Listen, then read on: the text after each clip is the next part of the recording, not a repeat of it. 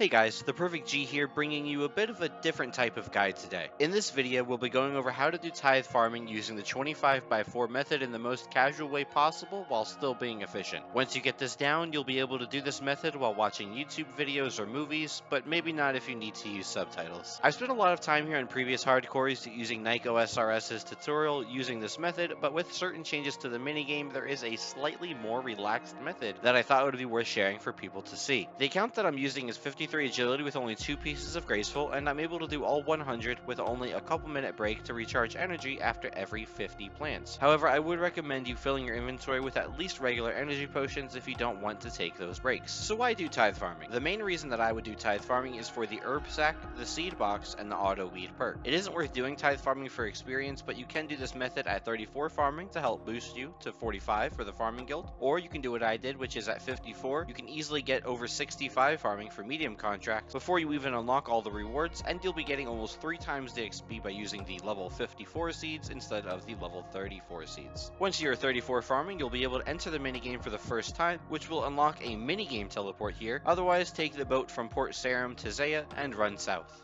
When you enter the minigame, grab the seeds you're going to be using and go through the door. You'll have to find a world with no one else on it, as this method takes up a bit of space. The first thing you'll have to do is mark all of the tiles you see on screen. If you have the import-export option for tile markers turned on, you can import the tile markers instantly by copying the tile markers from the description below. Once it's copied, just right-click your globe on the minimap and hit import tile markers and then yes. And once you find a world, head to the individual patch to the south and drop the fertilizer on the way. It weighs 4 kilograms and you won't be using it for this method.